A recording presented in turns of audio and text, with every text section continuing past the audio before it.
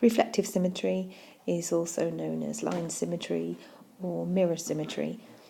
It just means that what you see on one side is going to be exactly the same on the other side, just like when you look into a mirror, you see your reflection.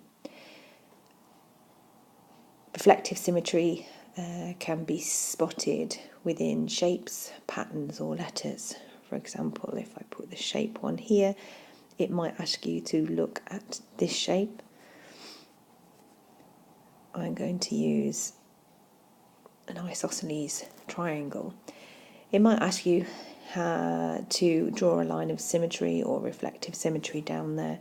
What you need to do is you need to look at the shape carefully and decide if you did split it exactly in half, would one side reflect the same shape as the other?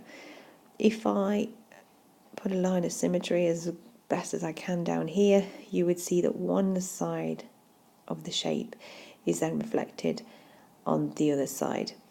Obviously within books they are going to be far more accurately drawn than I can draw them here, but you get the idea.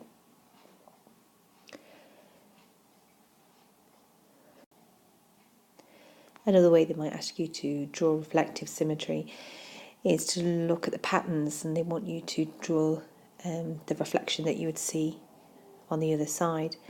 If the mirror is put down the middle here, the reflection that you see, so there's a square on the left hand side, so therefore there'd be one on the right hand side, and another square would follow on from that, which is coloured in.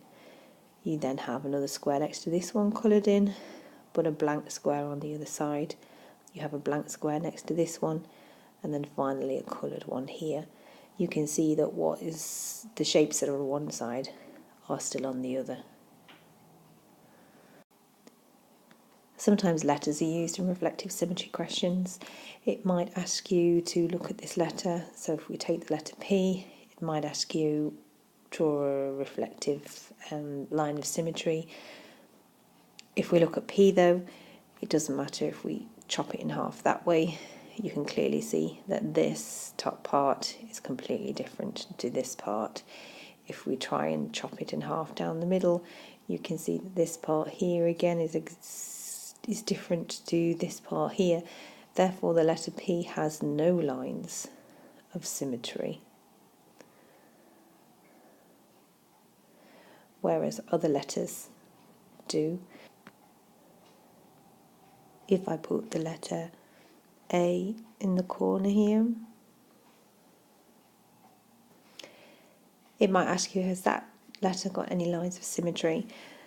Well, if you chop the A in half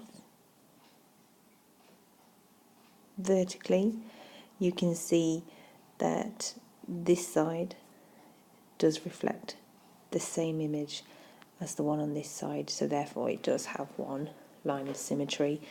If we cut the letter across horizontally, you can see that this side compared to this side is completely different. Therefore it does just have one line of reflective symmetry.